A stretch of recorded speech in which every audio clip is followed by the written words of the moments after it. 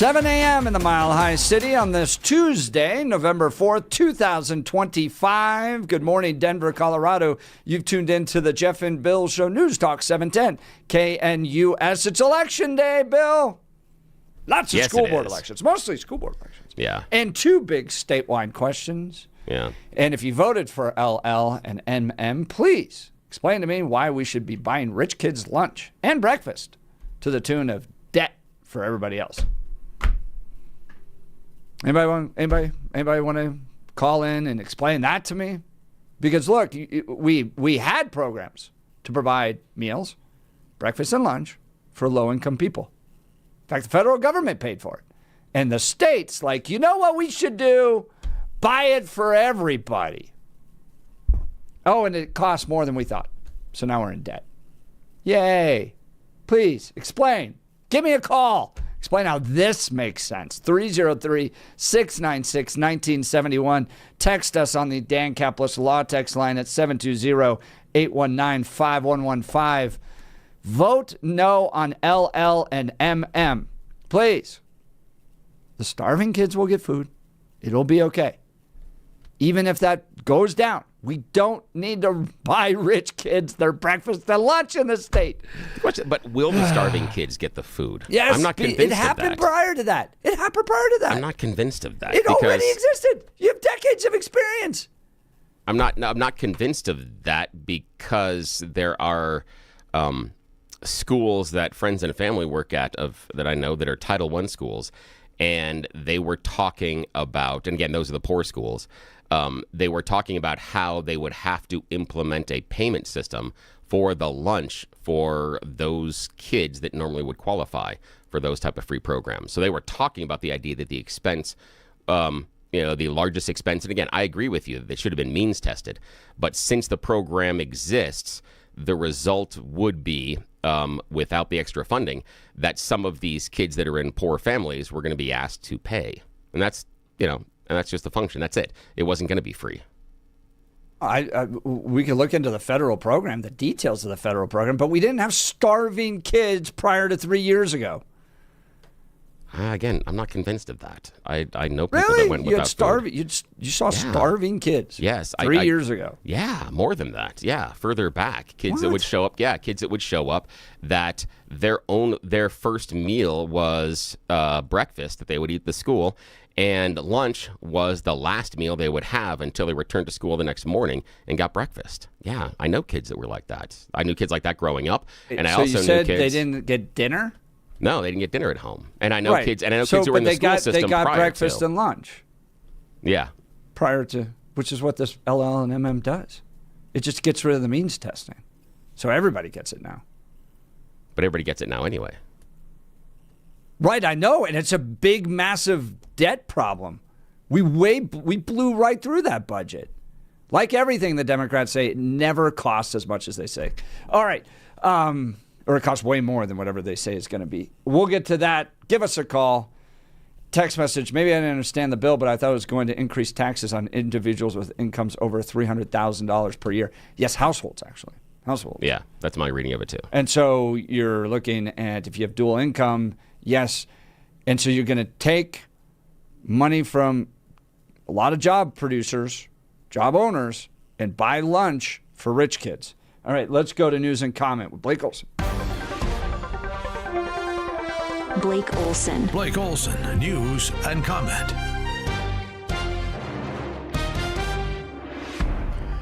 Good Tuesday morning on the Jeff and Bill Show. It's 37. Partly cloudy in Denver, expecting a high of 72 today. News sponsored by Pastor Camp Heating and Air Conditioning at 303-777-1234 to learn more about special savings opportunities on Lennox equipment. Our top story, former VP Dick Cheney has died at the age of 84. In a statement, the family said he died due to complications of pneumonia, cardiac, and vascular disease. He served as the nation's 46th vice president under W from 2001 to 2008. New York City's former mayor is contributing millions of dollars to support Denver's current ban on flavored tobacco and vape products.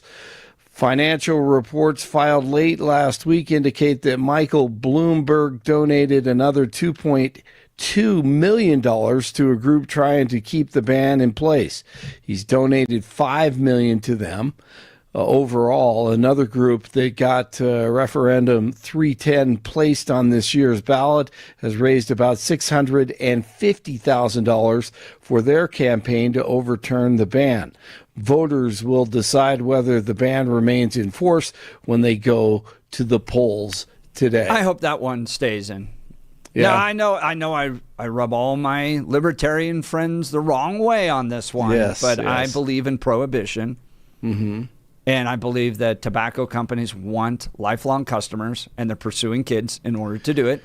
So, yeah, ban it. I don't mind. Yeah, I'm kind of there with you on that one. It's that same conflict that we have all the time when we talk about this, but I agree with you. I'm just also tired of paying for everybody else's health care. That's part of the equation too. Is like you're making dumb decisions, whether it's your lifestyle choices, or in this case, using tobacco. You're not going to cover the cost of that health care. Yeah. We are going to cover it because it's all pooled together, and I'm just tired of it. And then in recent years, though, sometimes I go back and forth on this with prohibition. In the past decade, I've looked at it, and you hear things about it like, why did it really happen?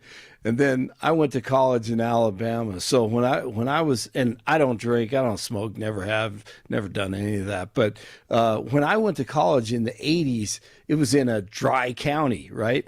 So you hear all these stories, about prohibition and what happens and the real cause. So I go back and forth on that, even though, the bottom line, alcohol bad and smoking bad. Now, alcohol, if you drink a little wine, like my wife says here and there, it's okay.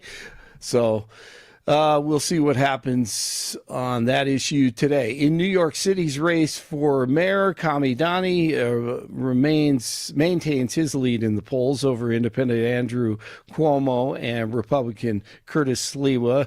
And Elon just X'd out, posted a shot of the ballot and how you don't have to have identification in New York to vote. I mean, once again, we know it's all a fraud. Here's Stephen Miller. And what you're seeing in New York City with Mamdani, that is the future. A party that believes in no bail, a party that believes in no jail, a party that believes in no borders. But here's one group they do want to put in jail. They're political enemies. Like good commies, they will not arrest the criminals. They won't arrest the gang members, but they will arrest their political opposition. That's how society dies, Sean. That's what we're up against now. He was on Fox News, of course. In Virginia, Democrat Abigail Spanberger, who evidently has no heart, has maintained a double-digit lead over Republican Lieutenant Governor Winsome Earl Sears in that race for governor. The Senate is set to vote for a 14th By the way, time. Did she get the NAACP endorsement? You know what? That is a good question. I have not seen that. Let's just look this up. What do you think? Let's just look this up. The NAACP. Winsome Earl Sears is black, by the way, and a conservative. That's correct. So people know. And so that Let means us be clear, the NAACP has not and does not endorse candidates they write about. We fight for civil rights. Oh, is that sure. True? No. Are you kidding me? They don't endorse. Wait a minute. They endorse candidates all the time, don't they? As well. They at least show up. I guess they haven't endorsed anybody in this race, which is okay. Huh. Yeah. Really? Well, now does the NAACP endorse candidates? Oh man, yeah. That's a big one too. It doesn't look good for her right now. No, it says that they are a nonpartisan organization. So they don't. Wow. Aren't they present? I feel like that rainbow, the more you know, just went across my mind. Exactly. Wow, Boy, isn't that the okay. truth? There you go. It is true. I could have swore they've endorsed it. I did too. They sat out Barack Obama. Really? Come on. Really? I don't know. Or do we just assume that? Yeah, maybe. We just, evidently. Maybe it's on, I think they're present at all that stuff, though. And that's kind of their endorsement. I don't know. At all their events and everything. Yeah, the magic Google box said that NAACP did not officially endorse Obama in either race. Yeah. Wow. Yeah, that's what they said. The more you know. Wow. All right, the Senate is set to vote for a 14th time to end the Schumer shutdown, and Senate Majority Leader John Thune says he's optimistic that lawmakers will find a solution this week. The Supreme Court will hear arguments over President Trump's tariffs tomorrow. Treasury Secretary Scott Bessent will be there. Well, I'm actually going to go and sit hopefully in the front row and listen, have a ringside seat.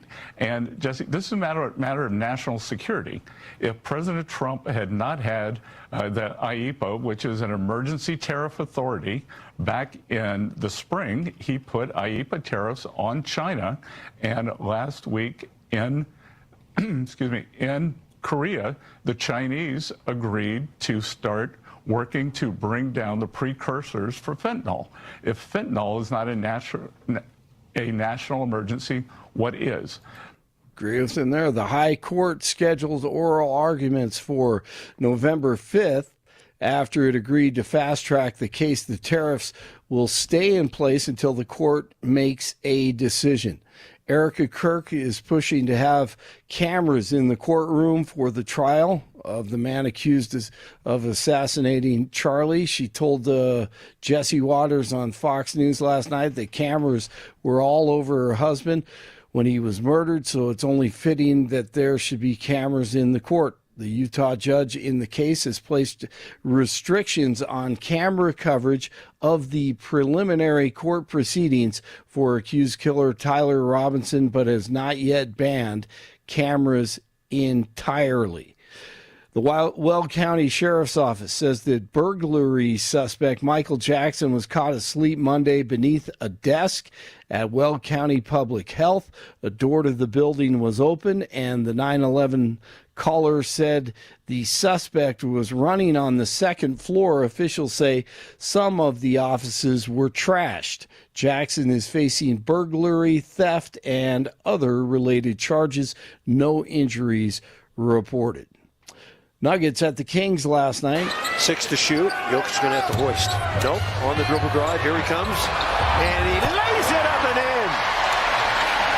in. Jokic, man. 34, 14, 7 rebounds, and 4 steals.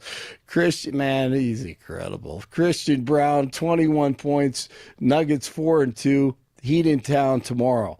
Most important practice of the short week today for the Broncos as they play host to the Raiders in 2 nights. Thursday night, big AFC West divisional game.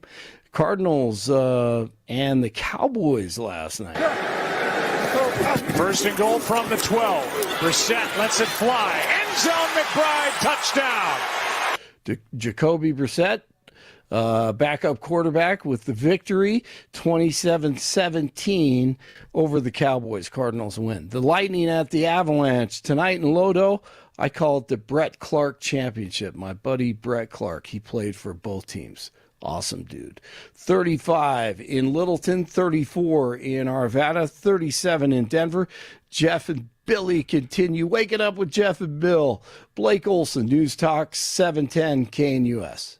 KNUS forecast for the Denver metro area calls for a cool, quiet, pleasant start to this Tuesday. Light jacket again, feel nice this morning, but it'll be a shirt sleeve afternoon. 40s this morning, mid and upper 70s this afternoon, low 40s for your Tuesday night. Lower to maybe mid-70 Wednesday, partly cloudy, lows mid-40s, mid and upper 60s Thursday and Friday, dry and breezy. I'm meteorologist Mark Huer in the 710 KNUS Weather Center.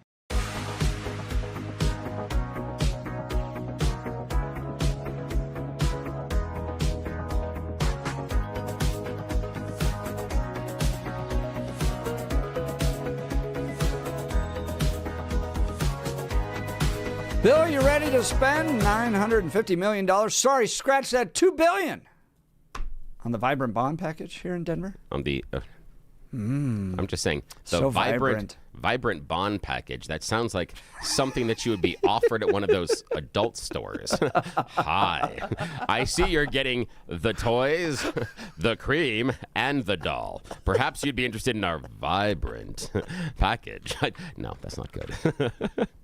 This is why I can't be in public often. That's just not good. You know what's the funniest? So Bill and I had this big sales meeting yesterday. Yeah, they're probably listening. Yeah, I know. We were on with like national sales reps. Yeah, we were. For our company, and I'm sure they're tuning in today to get a real sense of what they could sell. Yes, exactly. And they're like, that's great. I told them yesterday I was the problem. I told them. It's so funny to walk into these meetings and they're like, look, Jeff is traditional conservative talk radio, right? He's right down the middle. He's a rock-ribbed conservative. He's why people tune in. Yep. And then I'm the permission slip. Yes, I am. I'm the permission slip because we get silly for everybody else to listen. Because, I'm not going to follow the rules. Yeah, All absolutely. Right. So it's a $950 million bond package that after your interest is paid is actually going to be $2 billion. $2 billion. So just remember, you're going to pay all this interest. You're currently paying interest on other bonds right now as well. And the city finds itself $250 million in debt. You remember the 170 people that didn't get to go to work? And then the 600 vacancies that were left open? So the city's spent $356 million on illegal immigrants, and is now $250 million in debt. They want a bond package. Are you ready, Bill, for what you're going to get in this bond package? Because I bet Denver voters are absolutely going to vote for this. I hope it's a puppy. I always wanted a puppy. Well, you get the American Indian Cultural Embassy. Ooh. Still no puppy. What else? The American Indian Cultural Embassy for $20 million. Now, when I look at all the things we need, Bill, I don't even think the city should spend a dime on the American Christian Cultural Embassy. Yeah. Bro, we're in debt. We got money problems. The ladies from Cherry Hills don't want to go downtown, so that's not going to get any better anytime soon because half of your budget, the city of Denver, comes from sales tax. So if the ladies with disposable income don't feel safe going to the Buell Theater, going out to eat downtown, you ain't getting any more money. There's no magic money tree coming, so this is why they kind of need the bond. Anyways, $20 million for an American Indian Cultural Embassy, okay? $39 million to expand the backstage of Red Rocks. Why don't they making money with that thing? They can't do that themselves. I don't know. They need a bond, $39 million, nearly $40 million for backstage performer facilities, dressing rooms, kitchen, parking. I'm a music guy, so I'm like, yes, do that. But that's an easy sell for me. Again, like the free puppy. So, yeah, I'm not the best. I'm not objective in any way, shape, or form on that one. So I should not talk about that because, again, no objectivity at all on my point. Golly, this is just like money, just you know that little thing they do where they make it rain? Yeah. $20 million for the Betchert Concert Hall, funding high-end art venues. May seem like a luxury when we're in debt. Public safety and transportation are also under strain. $70 million for the Park Hill Golf Course to park conversion. $3 million for the Denver Zoo. Does none of these things make money? Do they all have to be funded this way? They couldn't just, like when I worked for a place that had buildings, you create a depreciation fund. So you set aside money to get things or replace things that you might need. $7 million for an Echo Lake Lodge renovation. $1 million for decorative bike trails and art installations. $1 million for a decorative bike trail. $30 million for the Santa Fe Arts District streetscape, which is improving sidewalks, landscaping, and beautification in an already gentrified arts district. $30 million. $1.9 million for the Southwest Bike Pump Track, which is like a little track for your like little bikes in the movie Rad. Would have loved that as a kid. We had to go find empty fields and clean up debris and glass. And that is what stuff. made you who you are, Bill. I got a couple of scars because of it. $1.9 million coming in for Bill Thorpe's bike riding and There's enjoyment. a tetanus shot in there too that happened. Yes, look at you, and it made you the scrappy man you are. Did something to me. I'm not sure what, but yes. All right, $30 million, and all that. Not actually $950 million on all that with interest. It's going to be $2 billion. Bill, and what I described, absolutely necessary to the point of debt for your future progeny. Red Rocks thing I like. I like that a lot. And I'm not. Way to be completely self-serving. Completely self-serving. I understand. I'm being totally self-serving on this one. I like that one. And I do like the bike park. But those seem to be smaller. Again, I just think it's fun. You think that the artists going to play the historic Red Rocks for, like, the kitchen wasn't great? Yeah, it's the thing for me is that it has to do with where bands are and what you need to be able to supply and make food right now. And I say that because, okay, this is a side note.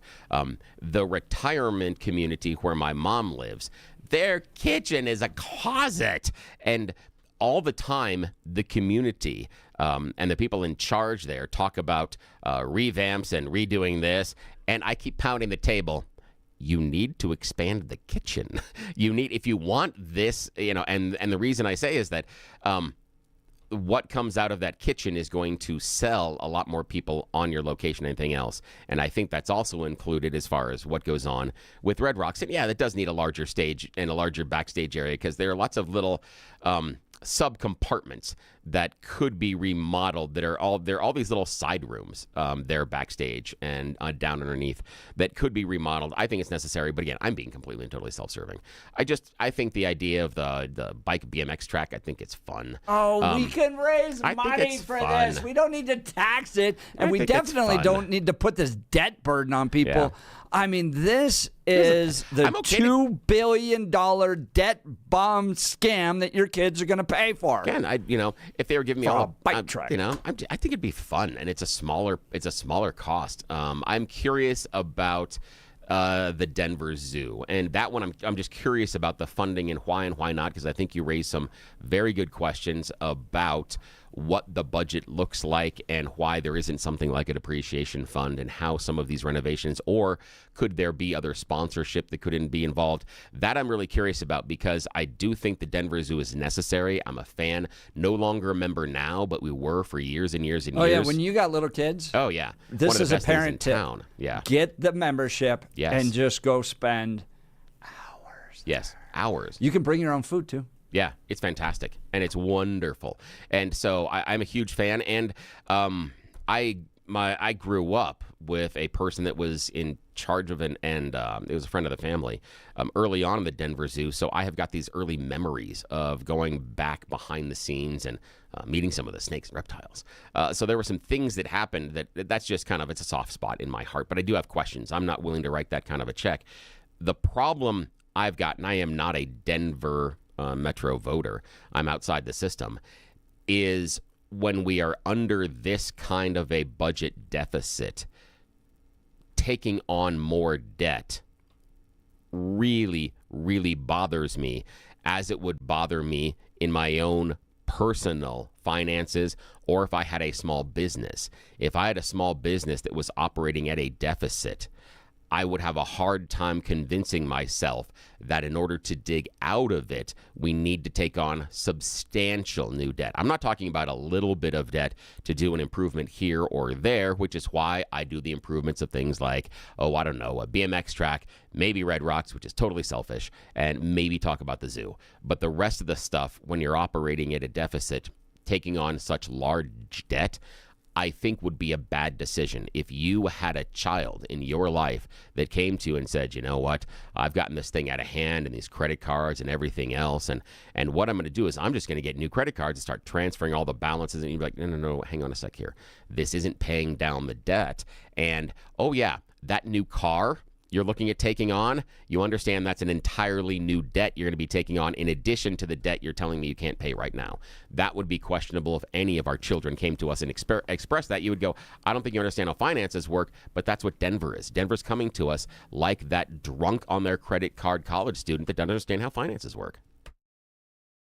And it's classic government program, right? So they have $75 million for the Public Safety Training Center. They get $89 million for critical bridge repairs to the 6th Avenue Viaduct, $50 million for the 8th Avenue Viaduct. They have $5 to $15 million for street paving. Hold on, I'm just getting this analysis done right now. Yeah. I mean, just go right ahead. $5 to $15 million for street paving and signal improvements, and $20 million for the American Indian Cultural Embassy. Glad you noticed that. Yeah. Isn't that interesting? Yeah. Because Gabe's texting in going, look, I agree with, he calls you William. That's okay. I appreciate that. I agree with William on Red Rocks. However, the bond package is a bust. If it was for roads, I'd vote for it. See, I think that's intelligent, and you hit on that, Jeff, right there. And so outline for the audience again the number they're spending on roads compared to something like the Cultural Center. $5 to $15 million for street paving and signal improvements, and then $20 million for the American Indian Cultural Embassy out by DIA. Yeah. Now, and what I'm looking at, what bothers me is of the average listener that you're sitting there, maybe you're getting ready for work, maybe you're already headed to work, maybe you've just fired up the computer and you're working from home. Think about the day in and day out usefulness of both of those. Is it, at the end of the day, going to be more useful for you, regardless of where you live, to have some of the roadways and bridges in and around the Denver metro to be repaired and to be in better condition? Or would it be a better spend to go and build an American Indian Cultural Center out near DIA? Which one are you, the average listener, going to use more often? Which one do you have more chance of interacting with? And how does this make you view the priorities of those in charge of Denver that are asking you to take on more debt when they are willing to spend more money, and that's important, more money on the American Indian Cultural Center than fixing roads and bridges? They outline this as critical importance. I submit that if we didn't build a cultural center, maybe we can start looking at potholes and some other stuff. Maybe there's more money there that actually improves the day-to-day life of the average voter in the Denver metro and beyond. If the bridges and roads weren't in some places a nightmare, maybe we would travel on them more and be more amenable to going downtown into Denver. Perhaps. Text message coming in, really, 3674. Can't people like Blues Traveler, who plays every 4th of July, just pitch in to help for the new kitchen? Yeah, there's part of that okay, I think there's some logic to that. And what I mean by is there something inside of some of the contracts that you carve off some of the money involved in promoters and other things in order to go to the improvement fund? And I love the Blues Traveler plays there every year. Or the idea of selling larger sponsorships. I'm wondering if that is something that they could possibly do. That, could we do the Red Baron Pizza Kitchen backstage? If you can brand it that way, go right ahead, whatever the hell it is. If that's something that's possible, okay. I mean, hell, we sold the naming rights to our sports stadiums. Why couldn't we, we had the bike paths, and we want to do the art on the bike paths as part of this bond package. Why not sell sponsorship with bike paths? Make it advertising. Here is the Totino's Viaduct for Cherry Creek, and you're riding down there, and you have some little art, and then you also have a Totino's ad. I'm spitballing. Well, they here. could do that with the bike path. That's what I'm thinking, bike path, yeah. The little bike thingy. Exactly. The yes. pump bike. Yes. I mean, They you've could seen do the that. I'd movie do that. Rad. Oh, I would do that. Yeah, sell the Everything. crap out of sponsorships Everything there. was sponsored Yes, at Rad. run billboards around the outside of it, mini billboards, each one of them, whatever it is. Yeah, go right ahead. I'd be open for that too. Yes, absolutely. Join the conversation. Are you voting for Denver's vibrant bond package? Do you feel like we got this one wrong? I think that's a easy no. I think it's a no on LL. I think it's a no on MM. These government officials can't manage your current tax dollars. You're struggling out there.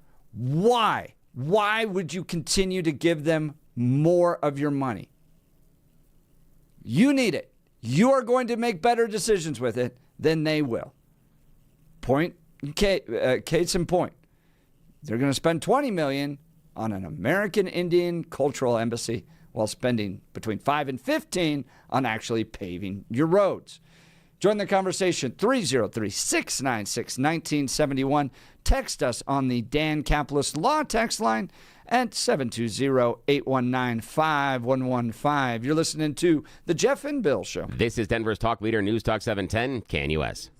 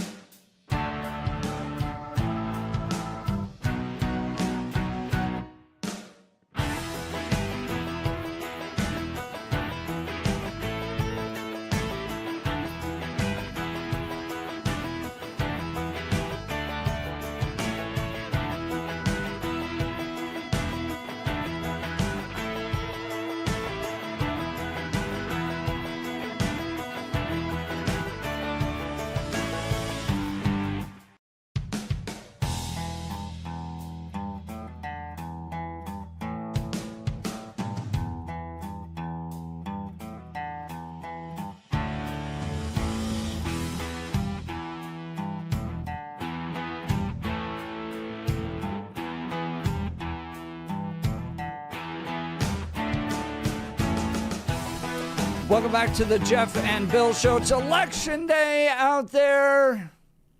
The Jeff Hunt ballot guide is vote no on a lot of things. If they're asking for more of your money, just say no. LLMM, the Denver bond package, they already take enough of it. Your dollar is taxed when you earn it. Your dollar is taxed when you spend it. Your dollar is taxed when you die. They don't need more of it. The world will go on just fine without all of the tax dollars flowing into incompetent government officials. So that's my encouragement. And if you have candidates for school board or city council, vote conservative. Vote conservative. And if you need help, just go to your county party. They'll probably help you out there. Bill, do you think Danielle Jurinsky will be reelected today? Yeah, I do think that she will be reelected. But the other at-large council member, I think, might have some difficulty. She mentioned, and I can pronounce his name, and I'm sorry about that. He's Ethiopian, I think. Yeah. I think that he is going to have a little bit of problem. I just don't think that there's as much name recognition. He did take over for Dustin Zvonik's seat. So there is some incumbency there, but I'm not certain that his name is as well known inside of all Aurora like Jurinsky's is. So I think that at-large seat, I think might be at risk. The other members that are conservative on the Aurora City Council, I think are going to do just fine. Yeah. Mondami. You think Mondami wins today, Bill? Yeah, I think he will because the Republican doesn't seem to be mounting that large of a challenge. Oh, the dude with the red hat? Yeah. No, he kind of seems like a bit of a weirdo. Seems like a real weirdo. And Cuomo is, well, Cuomo. That's the thing, is do you want to go back to that? The dude that had to leave office because he was handsy and the other things, and people weren't always I know. It was like we ended up with these three. Yeah, that's the idea. The nation's largest city. Yeah. Home to millions, if not tens of millions. I don't know what the population of New York is, but it's big. It's the biggest city. Yeah, and it's ridiculous. And you pick these three. The problem that I've got is the real issue that I've got with Cuomo. You get everything that's coming at you. You get everything that's coming at you. The thing that I look at is Cuomo seems to view him being mayor as some sort of birthright. That because of my name, because I've had it, I have to have this. That you people don't appreciate me enough. You don't understand. I think he approaches it that way, and it's just so off-putting. The other part is I don't think that despite all the doom and gloom, I don't think Mamdani is going to be the socialist nightmare that everybody believes that he is. And it's primarily because who's his constituency? I think they're going to be things that he will be able to accomplish, but his long list of free stuff that he wants to give out and other changes, I don't think is going to work. I think that what will happen, if I was going to advise him and say, this is how you'll have success, then you open one or two of those free grocery store ideas in areas that have a food desert. And then you test it and see how it does, and you're open on, hey, this worked or it didn't work. Same thing with the idea of the buses on select routes.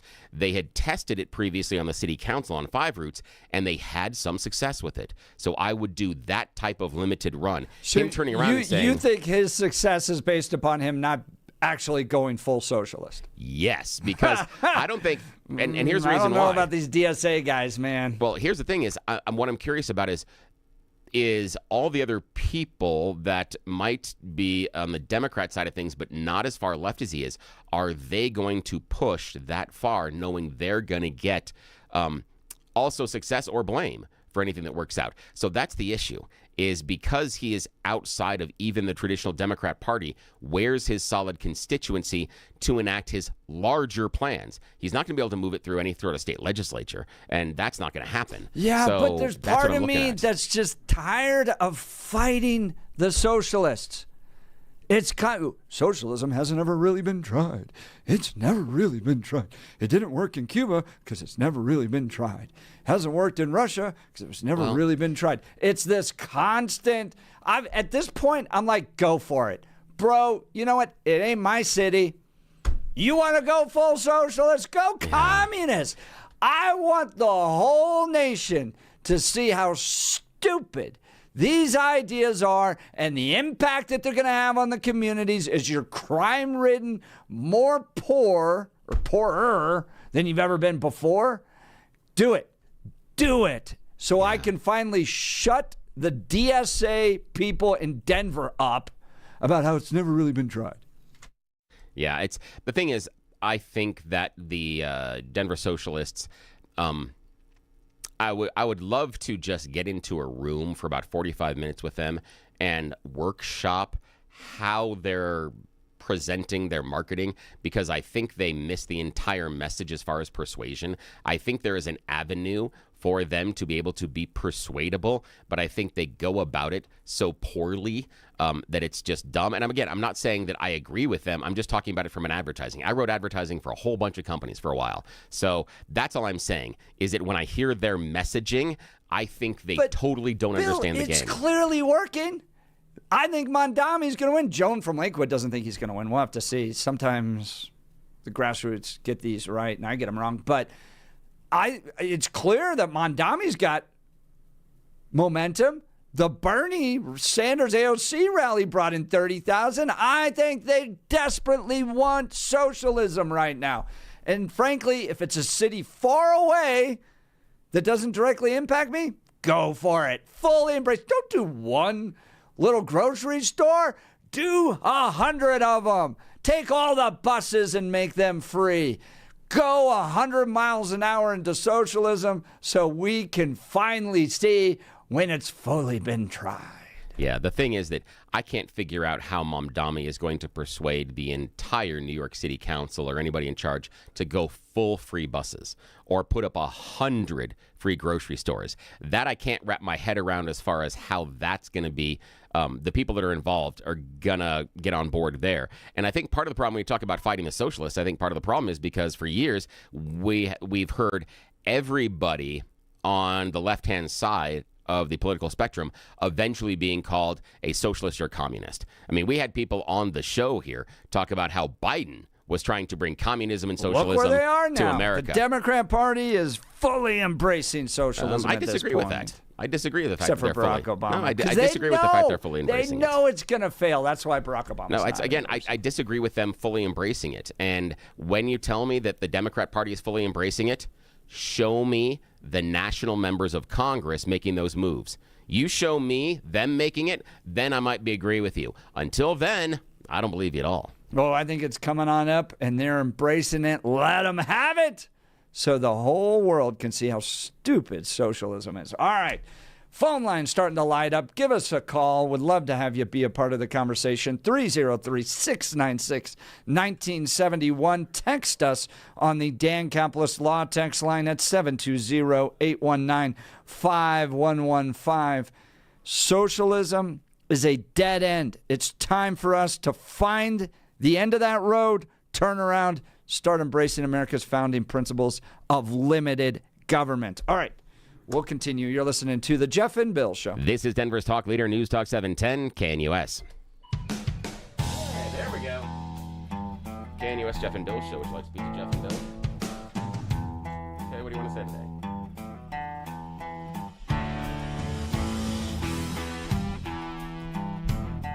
Okay, where do you want to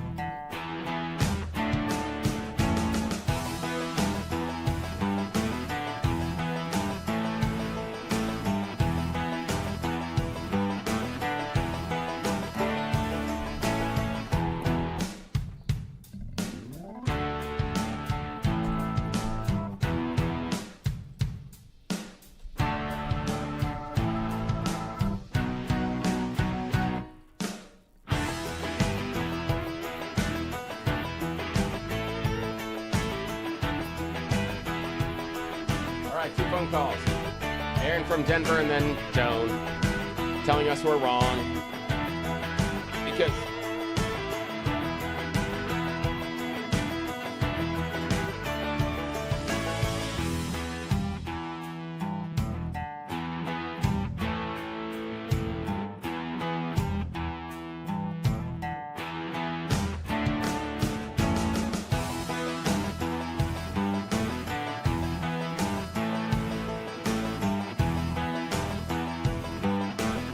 Welcome back to the Jeff and Bill Show. It's Election Day.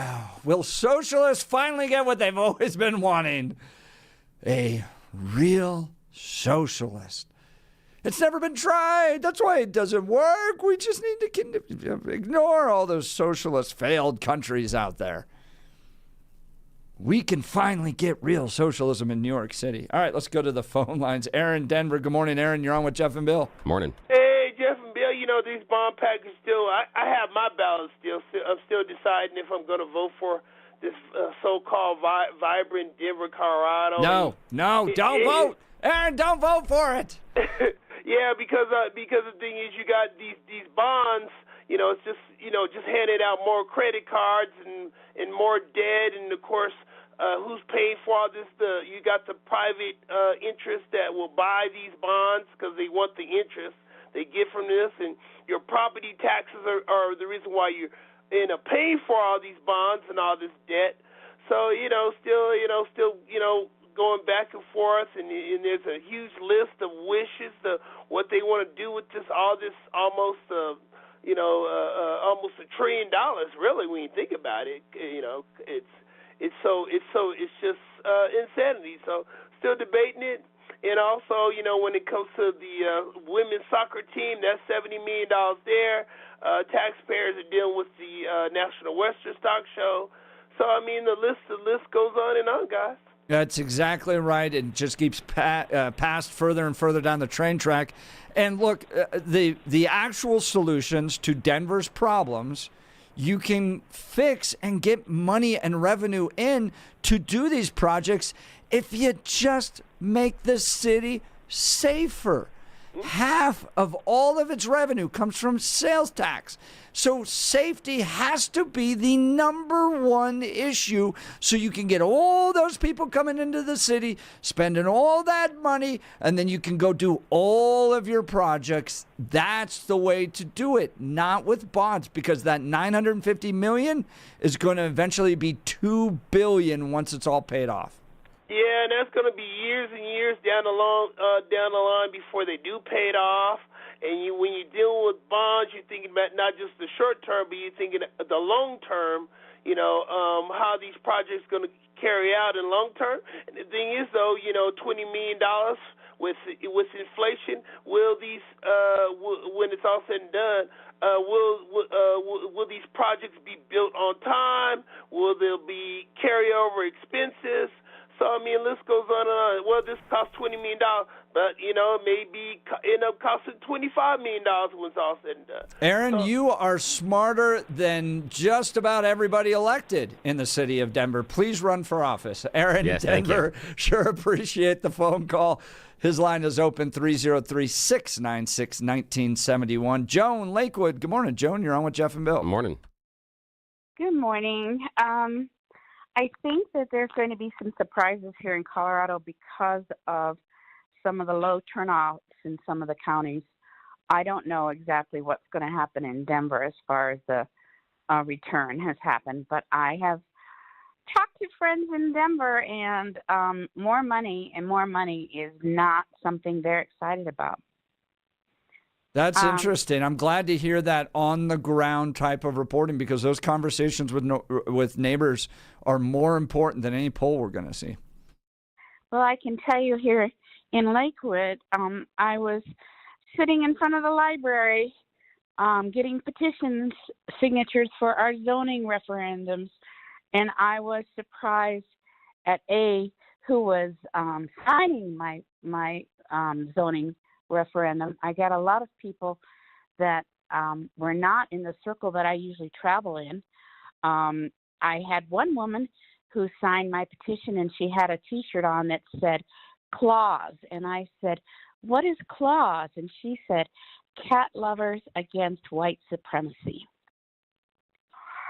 So I think some of the people that I might fall into that. I mean, I do love cats, and I'm against white supremacy. So maybe, am I a member of claws?